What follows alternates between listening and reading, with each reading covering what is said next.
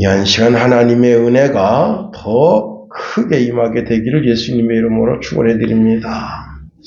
오늘 본문에 있는 말씀을 통해서 하나님의 인도하심을 기대하는 신앙, 그런 제목 가지고 말씀을 살펴봅니다.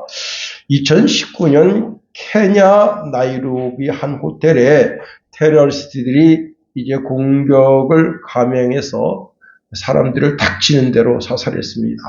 그때 영국 특수부대 SAS 소속 크리스찬 그레이그 헤드라고 하는 분이 이제 그 호텔 근처에 있어서 테러가 일어나자마자 이제 중무장하고 그 호텔에 들어갔습니다. 다른 그 경찰관들도 있었고, 그 다음에 이제 스압 같은 그런 특수부대도 있었지만 그 호텔에 선뜻 들어서려고 마음먹지 못했습니다. 그러나 이 그레이그 헤드는 이제 중무장하고 그 안에 들어가서 방 하나씩 뒤지면서 그 테러리스트를 전부 제압하고 그 호텔에서 700명을 구해냈습니다. 물론 21명이 테러리스트에 의해서 목숨을 잃게 됐지만 하여튼 그분 덕분에 큰 피해를 막을 수 있게 됐다고 하는 겁니다. 그로 인해서 영국 왕실은 그에게 두 번째로 높은 훈장을 수여했습니다. 이 소식이 전 세계에 알려지게 됐고 2025년 1월 트럼프가 이제 대통령에 재임되면서 그를 대통령 개인 경호원으로 고용했다 하는 겁니다. 여러분, 700명의 생명을 구했다. 700명의 생명을 구했으니 정말 왕실로부터 칭찬받고 미국 대통령으로부터 칭찬받고 칭찬받을 만한 겁니다. 제가 어제 그 설교 준비하면서 창조 이래로 지금까지 인구가 몇 명일 것인가 조사했는데요. 1050억 명이래요. 1050억 명으로 추산한다는 겁니다. 이 크리스천 그레이 헤드가 700명의 사람을 구원해냈지만 하나님은 온 인류가 다 구원받을 수 있도록 허락하신다 하는 겁니다. 디모데전서 2장 4절에 보니까 하나님은 모든 사람이 구원을 받으며 진리를 아는 데 이르기를 원하시노니라 말씀하십니다. 자, 하나님의 사랑을 받고 하나님의 귀여움을 받고 칭찬과 축복을 받는 사람은 어떤 사람이냐? 자, 못된 길로 가는 사람, 그 사람이 마음을 고쳐먹고 옳은 길로 갈 때 그 사람을 기뻐하신다는 겁니다. 다니엘서 12장 3절에 보니까 많은 사람을 옳은 대로 돌아오게 한 자는 별과 같이 영원토록 빛나리라 말씀하십니다. 하나님께서 시내산에서 모세에게 하나님의 말씀을 베풀어 주십니다. 이것은 계약이에요, 계약. 이 계약을 생명의 계약 또는 평강의 계약이라 그렇게 말합니다. 이 계약의 내용을 자세히 들여다보니까 하나님을 예비하는 법을 말씀하고 있고요. 하나님을 경외하고 하나님의 이름을 존중히 여기고 두려워하고 그 입으로 항상 진리의 법이 읊어지게 하고 또 그 입술에는 그 어떤 불의도 거짓도 없게 하고 언제나 하나님과 동행하면서 모든 사람들과 평화롭게 하고 올바르게 하고 많은 사람들을 깨우쳐서 그들이 그 죄악에서 돌아서서 하나님께로 오는 삶, 그 삶을 말씀하고 있다 하는 겁니다. 미국의 윌슨 대통령은요, 너무 가난해서 홀 어머니가 빨래품 팔아서 옛날에는 세탁기가 없으니까 이제 부잣집 가서 빨래를 해주는 거예요. 그 찬물에 그냥 그 빨래를 여러분 비누가 발달되어져 있던 시대가 아니기 때문에 그 시기 한다고 하는 것은 상당히 어려운 거예요. 그리고 바느질품을 팔아서 근근히 아들 학비를 대줍니다. 홀 어머니의 뜻을 받들어서 대학에서 공부하는데 마침내 수석으로 졸업하게 됩니다. 졸업식장에 이제 많은 부모들이 그 졸업식장에 와서 졸업을 하는데, 넬슨 어머니는 저 구석에서 옷을 입었는데 옷이 하도 남루해서 옷을 집은 옷에 또 집어서 누더기 같은 옷을 입고 저기 있습니다. 그런데 넬슨이 이제 수석 졸업장을 받고 어머니를 찾아갑니다. 어머니, 이 금메달은 어머니의 것입니다. 어머니가 받으셔야 합니다. 어머니가 아니었다면 오늘의 이 기쁜 날이 있을 수 있었겠습니까? 하고 어머니 목에다가 이제 졸업 금메달을 걸어드립니다. 어머니는 그저 감격해서 눈물만 흘릴 뿐입니다. 여러분, 아들의 눈에도 기쁨의 눈물이 흐릅니다. 이 광경을 쳐다본 모든 사람들이 눈시울을 적시면서 아들과 어머니를 부러워했습니다. 그 윌슨이 나중에는 미국을 다스리는 대통령이 되게 된 겁니다. 여러분, 아들 하나 잘 대하라는 어머니의 간절한 기도, 부모님의 마음이죠. 그리스도 예수 안에서 변화된 아들이 새 사람이 되어서 모든 어려움을 극복하고 가정을 세우고 가문을 세우고 그 나라를 반듯하게 세우는 그런 인물이 된다면 더 바랄 것이 없는 겁니다. 그런데 인생 살다 보면 별의별 일이 다 있는 거예요. 집 주변에 장미가 있습니다. 장미꽃이 아름답다고 덥석 잡으면 어떻게 돼요? 가시에 찔립니다. 그래서 그때부터 장미꽃의 아름다움을 보지 못하고 장미꽃에 있는 가시만 보는 인생, 물론 그 장미 줄기에 있는 가시를 보는 것은 예리한 눈을 가진 사람이지만 그런 사람은 참으로 어리석은 사람이라는 겁니다. 여러분, 우리는 장미에 있는 가시를 보지만 그 꽃을 보고 그 꽃을 통해서 아름다움을 느끼고 그 꽃을 주신 하나님께 영광 올려드리는 인생이 되어야 하는 겁니다. 인생에 여러분 꽃과 같이 아름다운 그런 삶도 있지만 때로는 장미 가시에 찔리는 그런 아픔도 슬픔도 있다 하는 겁니다. 자, 우리가 오늘 본문에 있는 말씀을 통해서 한번 세 가지로 생각해 보려고 하는 겁니다. 내 인생에 생각지 못한 어려움이 임할 때가 있다 하는 겁니다. 자, 오늘 본문에 야곱은 머리가 복잡합니다. 마음의 근심과 걱정과 공포로 가득합니다.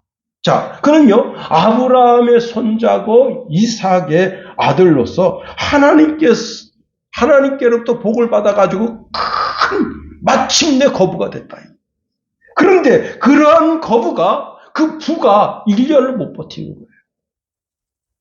이제 양식이 없어서 굶어 죽을 지경이 됐습니다. 우리가 하나님을 잘 섬기면서 사는데 사업이 부도나고 친구가 배신하고 갑자기 자동차가 가서 사고가 나고, 여러분 얼마 전에 한 어떤 여자분이 차를 끌고 가는데 차 안에 여러분 요즘은 이제 블랙박스가 있어 차 안도 찍히잖아요. 어떻게 브레이크를 밟는데 브레이크가 들지가 않아요. 차가 여러분 70에서 90, 90에서 110, 110에서 130, 140. 자, 상상할 수 없는 그런 일이 생긴다 하는 겁니다. 그렇습니다. 자, 이 야곱이 큰 부잣집인데 부도나서 먹고 살 게 없어요. 2024년 3월 23일 신문에 뭐라고 났는가 하면요, 소상공인 부도가 40%로 증가했다는 겁니다. 자, 공무원 은퇴해서 한번 멋지게 산업을 일으켜 보려고 했는데 부도났어. 닭튀김집 했는데 3년을 못 버틴 거야. 그런데 3년 못 버틴 그 사람이 그 부도 처리를 하고 싶어도 못 한다는 거. 부도 처리를 하려면 돈이 최소한 2,300만 원 있어야 돼요. 2,300만 원이 없어서 부도 처리를 못 하는 거예요. 왜? 그거를 부도 났다고 신고하고 그 시설을 다 철거하는데 드는 비용, 못해, 은행에 이자, 못해 다 하는데 2,300만 원 있어야 된다. 근데 이런 망하게 되는데 2,300만 원이 어디 있겠어요? 그런 상황에 처하게 되는 거예요. 자, 다시 양식이 없어서 곡식 사러 애굽으로 가야 되는데 돈이 있어도 살 수가 없습니다. 여러분, 집에다가 금을 차곡차곡 쌓아놨는데 금 먹고 살 수 있나요? 아니잖아요. 가나안 일경에는 쌀 한 톨, 밀가루 한 줌을 살 수가 없습니다. 이런 상상할 수 없는 일이 벌어지는 겁니다. 한 쇼트 영상에 이제 불량 해병대원이 식사가 맛이 없다고 식판을 확 뒤집었습니다. 그랬더니 조교가 이렇게 말합니다. 여기가 집인 줄 알아? 전체 그 자리에서 엎드려. 그 식당에 약 한 800명 정도 해병대원인데 해병대원이 다 그 자리에서 엎드렸습니다. 그런데 이 불량 해병대원은 자기 의자에 앉아있고 전체 기합을 받습니다. 엎드려, 이 팔비법벽이라는데, 야, 이 불량 해병대원은 그 자리에 딱 있어요. 너는 왜 안 하냐니까. 난 하기 싫다. 그럼 너 해병대 왜 지원했냐. 이런 규칙과 규율을 따르지 않으려면 왜 해병대 지원을 했냐. 그냥 마지 못해서 이제 푸시업을 합니다. 여러분, 그러던 그 불량 해병대원이 이제 훈련을 통해서 하나씩 자기 삶의 인식이 변화되고, 전체가 하나다. 하나가 전체고 전체가 하나다. 네, 여러분, 그래도 밥이 있으니까 밥 투정하는 거죠. 밥 없어 보세요. 밥 투정도 못하면. 어떤 분은 밥 먹을 때 30번 꼭꼭 씹어 먹으라 권합니다만은 그것도 밥 있을 때의 여유고 식사 예절이고 교양입니다. 그런데 입안에 넣을 쌀이 없는데 씹을 것이 없는데 어떻게 30번 씹겠어요? 물 넣고 30번 씹습니까? 나만 한가 하구로 이렇게 탈북해온 북한 병사가 있습니다. 그 물에서 오랜 시간 허덕허덕이다가 이제 이게 민물 때는 괜찮은데 썰물 때가 되니까 아무리 헤엄쳐 올라 그래도 물이 자꾸 빠져나가니까 못 버텨요. 그래 아무리 막 여기다가 그 초소를 향해서 자기 그 런닝을 벗어가지고 아무리 흔들어도 쳐다보지도 않습니다.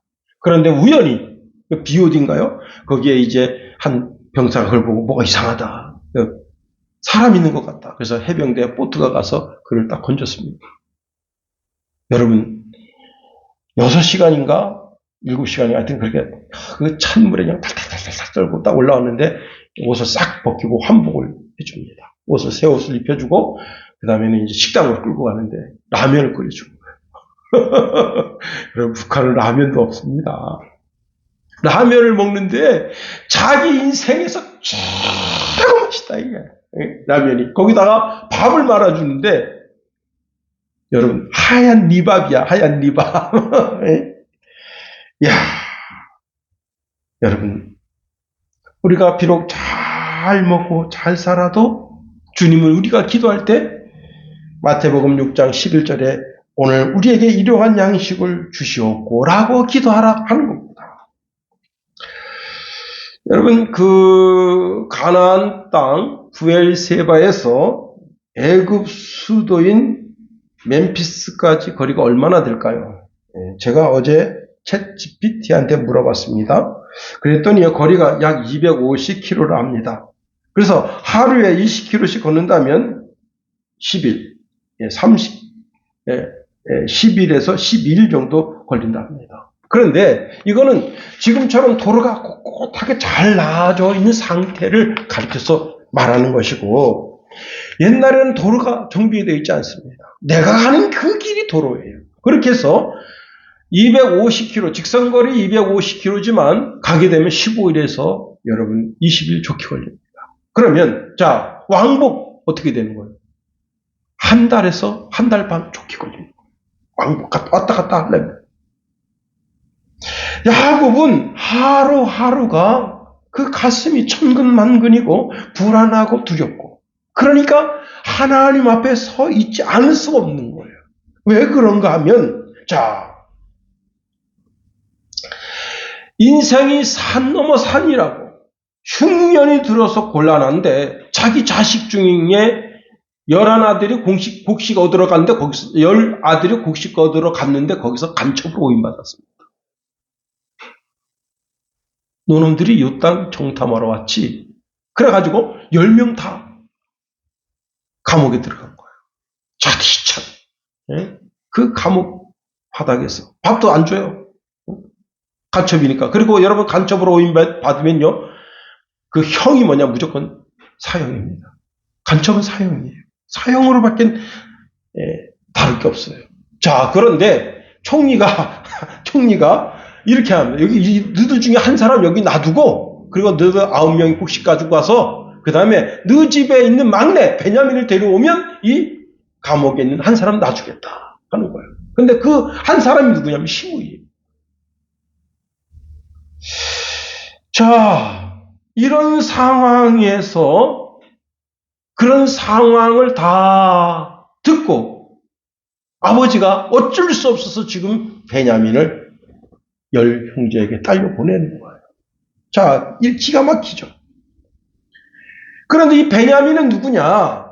베냐민은 자기가 가장 사랑하는 라헬의 핏줄로서 요셉은 짐승에게 찢겨 죽었다고 생각하고 그 아들 막내 베냐민인데, 자칫 잘못하면 이 11 아들도 자칫 잘못하면 애굽에 거기 내려가서 간첩으로 오인받아서 사형받게 될지 모르는 상황.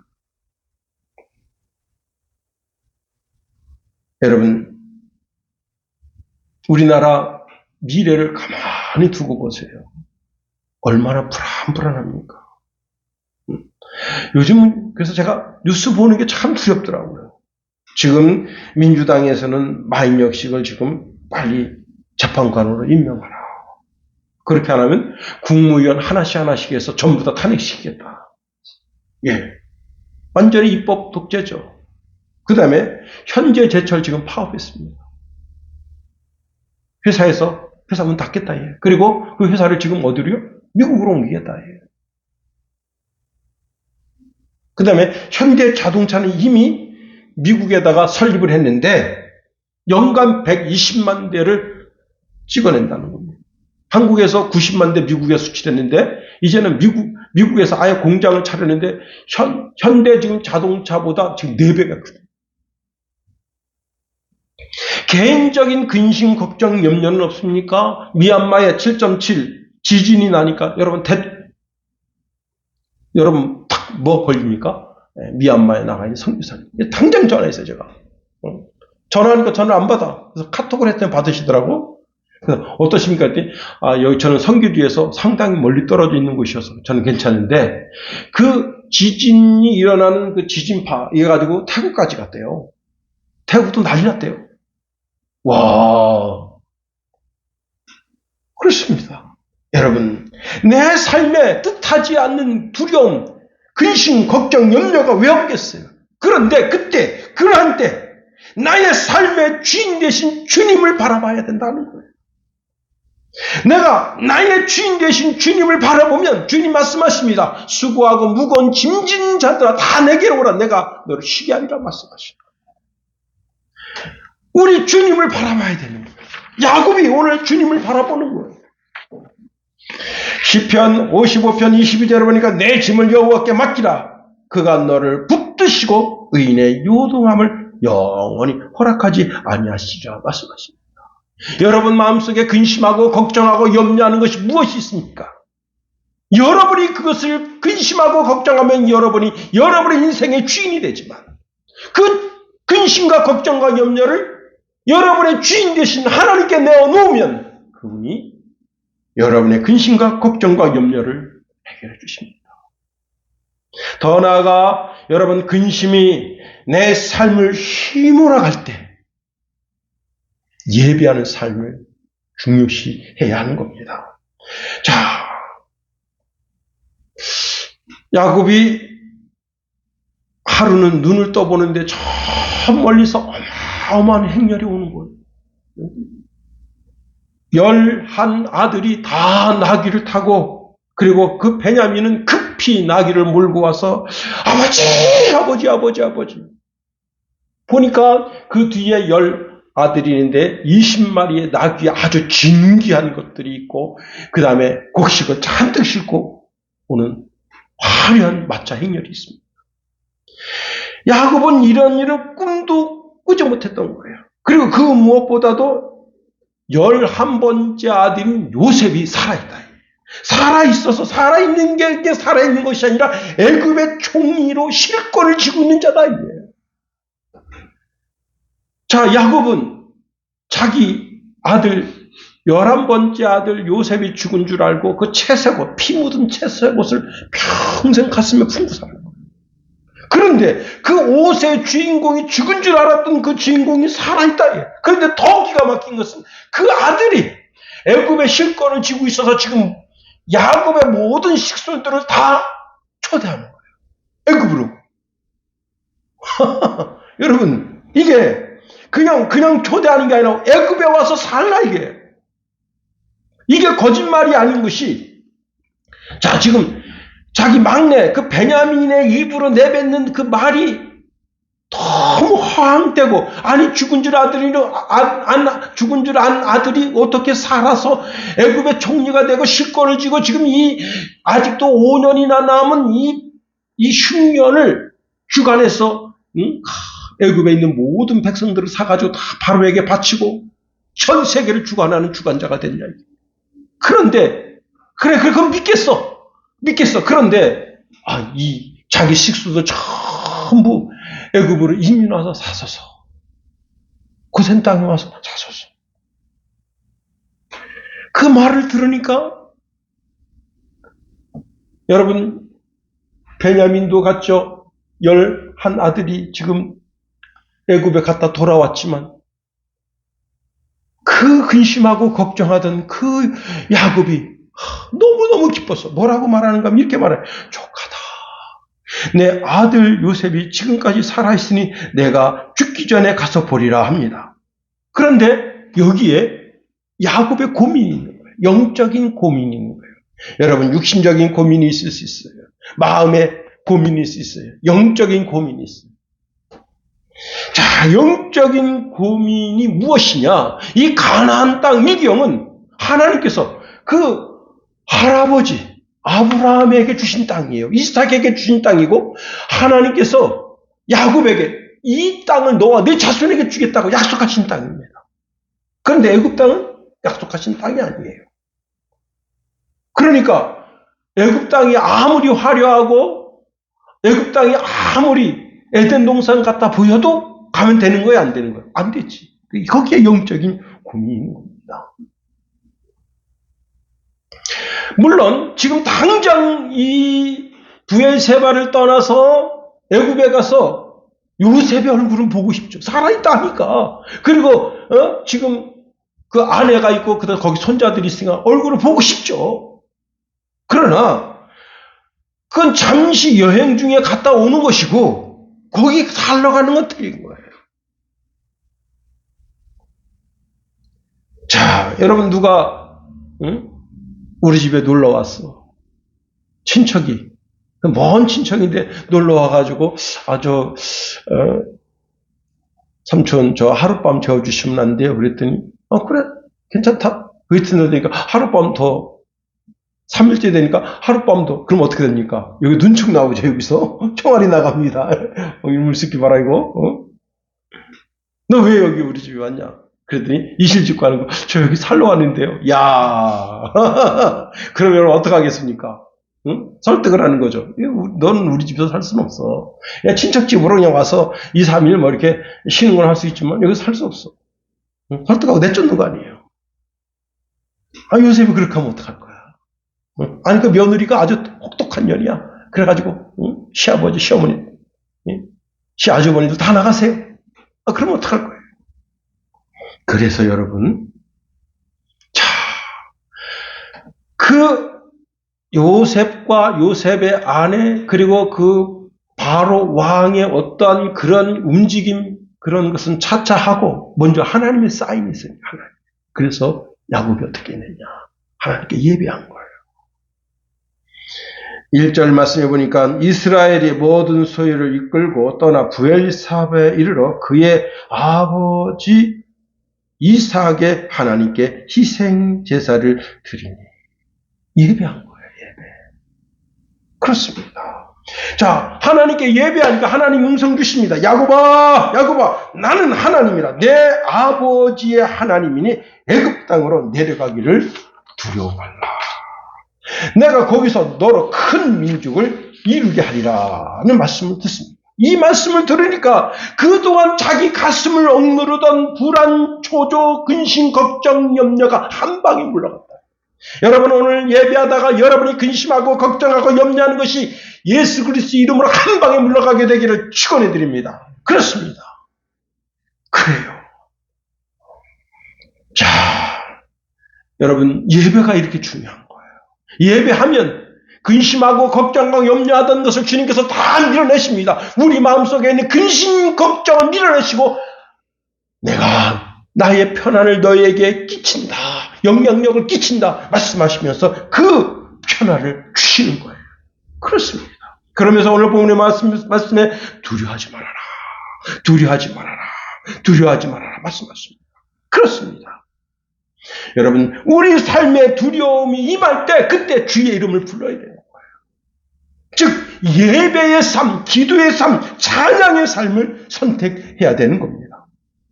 한 목사님이 이제 부목사로 있는데 그 교회는 부목사 시스템이 잘 돼 있어서 보통 부목사님이 짧게는 3년, 길게는 한 7년, 8년 정도 있으면 그 교회에서 하여튼 어떤 구실을 붙여서 개척을 내보내든지 아니 다른 사역지로 가게 하든지 해서 그 부목사를 내쫓습니다. 그런데 이 교회는 그런 제도가 없어. 부목사가 전도사로부터 있다가 강도사 되고 목사 돼가지고 그 교회는 나이 60 될 때까지 있을 수가 있어요. 너무 좋지. 편안하지. 사례비도 그냥 듬뿍듬뿍 받지. 뭐 자동차, 기름값 다 나오지. 유지비 다 나오지. 가정, 여러분, 유지비 다 나오지. 제가 부목사로 있을 때 모든 유지비가 다 나왔었어요. 자, 그렇게 산단 말이에요. 그런데, 이제, 금요 기도회가 있는데, 금요 기도회 못 나오시는 분들을 위해서 토요일 날 새벽 예배를 드려요. 새벽 예배가 끝났는데, 이제, 집사님이, 목사님, 저 목사님 좀 뵐 수 있을까요? 그러니까, 그러세요. 근데, 학부형인데, 자기는 그 집사가 자기네 교회 성도인지 아닌지도 몰랐대요. 그런데 그 성도가 이런 말을 하는 거예요.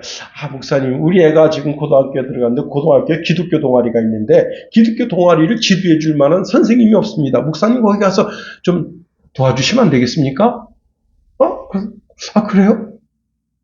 그래서 그렇게 합시다. 그래가지고 이제 부목사 생활을 하면서 기독교 동아리 하나를 했는데 이게 하다가 20개로 늘어난 거예요. 기독교 동아리가 이 학교, 저 학교 막 해서 학교마다 전부 다 그래서 20개를 하게 된 거예요. 그래서 이거 전적으로 전임하다 보니까 이 교회 부목사 생활을 할 수가 없어요. 부목사 생활을 정리하고 20개를 돕는데 여러분 그 간식비만 해도 어디예요? 애들 얼마나 먹어야 되는데 햄버거 하나만 해도 어디예요? 한 40명 모인다고 치자고 한 학교에 20개입니다.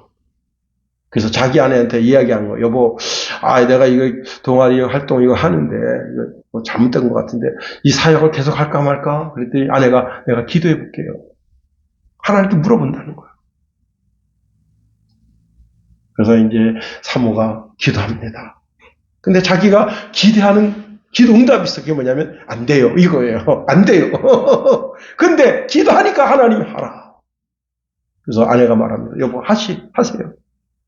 이 교회 부목사 사임하고 전적으로 동아리 활동을 하세요. 그때부터 난리 났습니다. 뭐냐? 그래도 그동안 여러분 부목사 생활하니까 돈 좀 모아놨을 거 아니에요. 돈이 다 날아간 거야. 네? 이제 20개에서 30개로 늘어났어. 동아리가. 기독교 동아리가 30개로 늘어났다고. 그러니까 이 동아리 활동하는데 여러분 그게 막 경제적으로 쪼달립니다. 근데 이걸 계속 해야 될까 말아야 될까? 그 좋은 교회에서 담임 목사로 오라고 할 때 그때 갈 거. 이거 근심 걱정 염려가 태산났습니다. 그래서 하나님 다시 엎드려 기도했습니다. 하나님, 이 지금 고등학교 애들 동아리 활동하는 건데, 그 믿음, 어린 것들 믿음을 키운다고 이렇게 하는데 하나님 어떻게 하면 좋겠습니까? 그랬더니 뜻하지 않은 어떤 분이 전화가 온 거예요. 아, 이렇게 동아리 활동하신다면서요? 아, 예. 그런데, 사역비는 그러니까 기름값 뭐 이런 거, 사역비는 고자하고 지금 간식비도 못 대주고 있습니다. 그랬더니, 그럼 그 돈을 내가 대주겠습니다. 할렐루야, 여러분. 기도할 때 하나님께서 그 길을 여신다.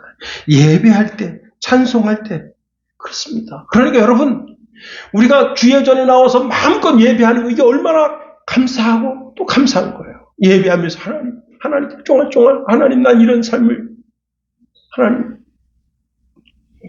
야곱처럼 이렇게 당면한 문제를 놓고 하나님 앞에 내어놓고 기도할 때, 그럴 때, 하나님의 선하심을. 세 번째로, 하나님은 우리의 한 걸음 한 걸음, 내 인생 전부를 인도해 가시기를 원하신다 하는 겁니다.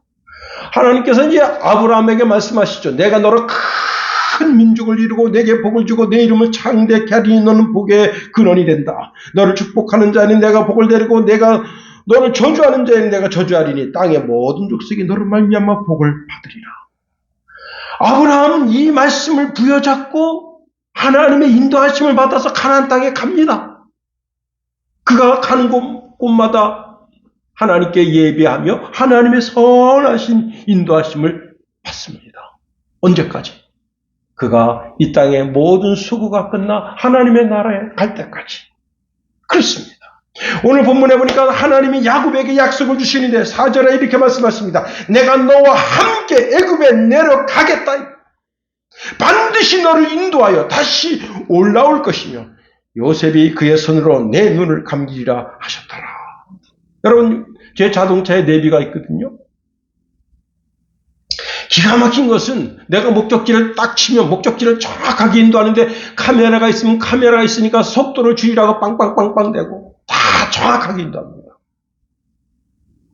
요즘은 또 이제 이 내비가 업그레이드가 잘 안 되니까 카카오 내비 또 T맵 틀고 전 국민이 5,500만 명이 5,500만 대의 자동차를 끌고 가도 다 정확하게 인도한다. 세상에 내비게이션도 그렇게 인도하는데 하물며 하나님이시겠는가? 여러분, 그런데 이 내비게이션은 이 땅, 대한민국 땅에서만 인도하는 거예요. 여러분, 그러니까 내비가 인도하는 대로 가야지 내비가 인도하지 않는 대로 가면 어떻게 되느냐. 옛날에 제가 불량 내비를 한번 달고 다닌 적이 있어요. 야, 이 내비가 어디를 가냐. 서해 한복판에 가 있어요. 이 불량 내비 GPS를 못 잡는 거야. 그래가지고 야, 이거 그때 참 고민 많았어요. 이런 내비게이션 시스템은 이 대한민국 땅에서만 인도합니다. 물론 이제 구글 지도를 쓰시는 분들은 전 세계 이 지구 땅에서만 인도함을 받습니다. 그러나 하나님은 이 땅에서 인도하여 주실 뿐만 아니라 하나님의 나라에 가기까지 인도하신다 하는 겁니다. 야곱이 삼촌 라반의 집으로 갈 때 얼마나 불안했어요. 형 에서가 쫓아올까 봐 두렵습니다. 광야에서 악한 짐승을 만날까 봐 두렵습니다. 여러분, 그 동물의 왕국 이런 걸 보면 이 무서운 이 모래에 있는 그 독사들이 모래를 푹 파고 들어가 있어요. 그리고 움직임을 딱 감지하고 자기 가까이 오면 딱 일어나 딱 묻습니다. 그러면 그 독사한테 물리면 12걸음 걸어가면 죽어요. 야곱이 이걸 모르겠어요? 알죠. 응? 그러니 샌들을 신어도 샌들 신고 어떡합니까? 이 갑반 같은 걸 이렇게 탁 차는 거예요. 특히 이제 농촌에서 일하시는 분들은 장화를 반드시 신어야 돼요. 독사가 아무리 강해도 장화는 못 들어. 그리고 여러분, 그 강아지 풀 조심해야 됩니다. 강아지 풀이 뭔지 알아요? 한 등산객이 이제 이렇게 길가에 앉았습니다. 내 친구가 앉지 마라 그러는데 나 피곤해 앉아. 딱 앉는데 뒤에 강아지 풀이 잔뜩 있어요. 야, 앉지 말라니까 왜 앉아? 막 칭찬합니다. 그럼 왜 그런 거야? 나 다리 아파서 좀 왔는데 당장 옷을 벗어라. 와, 옷을 딱 벗었는데 강아지 풀이 닿은 거기에 살인 진드기가 50마리가 앉았습니다. 그게 거기서 움직여요. 근데 우리는 어떻게 돼 있죠? 등산하는 입구에 가면 이 에어건 있잖아요. 그 에어건을 탁 쏘고 그 다음에 에어건 갖고 안 됩니다. 그 다음에 거기에 이게 살충제가 있어요. 이야, 처음엔 그게 먼지인 줄 알았어요. 먼지. 여러분 정말 조심해야 됩니다. 먼지인 줄 알았다고. 먼지. 근데 먼지가 아니야. 이렇게 핸드폰을 이렇게 확대하니까 다 꼬물꼬물 움직이는 살인진드기. 여러분, 삼촌 라반의 집에 갈 때 얼마나 근심, 걱정, 염려가 많습니까? 3일길 루스 광야에 갔을 때 거기서 하늘문이 열리고 하나님 보좌에 앉아 계시고 천사들이 오르락 내리락 하는 가운데 거기서 주의 음성을 듣습니다. 이렇게 말씀하시네요. 나는 여호와니 너의 조부 아브라함의 하나님이요 이삭의 하나님이라. 내가 누워있는 땅 내가 너와 내 자손에게 주리니 내 자손이 땅의 티끌같이 되어 내가 서쪽과 동쪽과 북쪽과 남쪽으로 퍼져나갈지며 땅의 모든 족속이 너와 내 자손으로 말미암아 복을 받으리라. 내가 너와 함께 있어 내가 어디를 가든지 너를 지키며 너를 이끌어 이 땅으로 돌아오게 할지라. 내가 내게 허락한 것을 다 이루기까지 너를 떠나지 아니하리라 말씀을 주십니다. 그렇습니다. 그 말씀을 들으니까 야곱이 너무너무 큰 감격한 거예요. 야, 하나님이 나와 함께 계시는구나. 이 모든 것을 하나님이 허락해 주시는구나. 그래서 이렇게 말합니다. 여호와께서 과연 여기 계시거늘 내가 하지 못하였도다. 두렵도다. 이곳이요 이것은 다름 아닌 하나님의 집이요 이는 하늘의 문이로다 하고 담대하게 삼촌 라반의 집에 가서 거기서 20년 동안 그리고는 양치기로 거부가 돼서 아버지 부엘세바로 돌아오게 된 겁니다. 자, 지금 야곱이 애굽으로 갑니다. 애굽. 그런데 거기 가서 요셉이 아주 그냥 융숭한 환영회를 열어줍니다. 야곱이 요셉을 만나서 내가 지금까지 살아있고 내가 내 얼굴을 보았으니 지금 죽어도 족하다 했지만 17년을 더 살았어. 그리고 고센 땅에 있는데 고센 땅에서 모든 거기 지금 고센 땅에는 야곱의 70명의 가족만 있는 게 아닙니다. 거기는 중단 잡족이 다 있어요. 그런데 이 야곱이 걸어갈 때마다 모든 사람들이 고개 숙여 인사합니다. 왜? 누구죠? 총리님, 아버님이시잖아요. 그러니 왕처럼 대우받는 거, 왕처럼. 모든 사람들이 고개 숙이며 모든 사람들이 어르신, 존경하는 어르신. 우리를 살려주셨군요. 왜? 애굽 전 국민이 살린 거예요. 우리를 그 고난에서. 여러분, 북한 고난의 행군인데 300만 굶어 죽었다잖아요. 그 이야기 여러분 들어보셨어야 됩니다. 이만갑 그 듣고 저는 참 눈물 많이 흘렸어요. 시체를 치울 힘이 없었대요. 길바닥에 그냥 시체가 질비한데 시체를 치울 힘이 없는 거야. 왜? 나도 굶고 있어서. 뭘 못 들어. 그렇습니다. 여러분, 우리 하나님이 잘 들으세요. 이제 결론이야. 우리 하나님이 나를 살피시고 내 걸음수를 세신다 하십니다. 욥기서 31장 4절에 보니까 그가 내 길을 살피지 아니하시느냐, 내 걸음을 다 세지 아니하시느냐 말씀하십니다.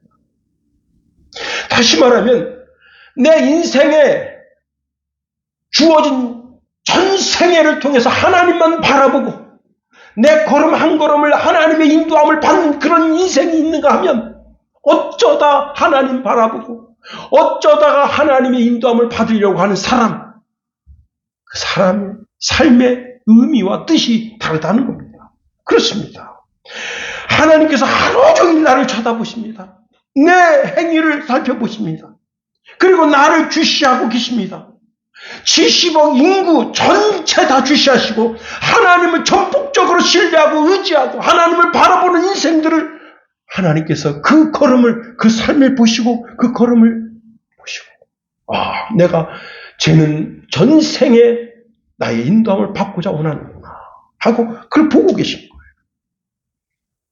여러분 노아 보세요. 노아.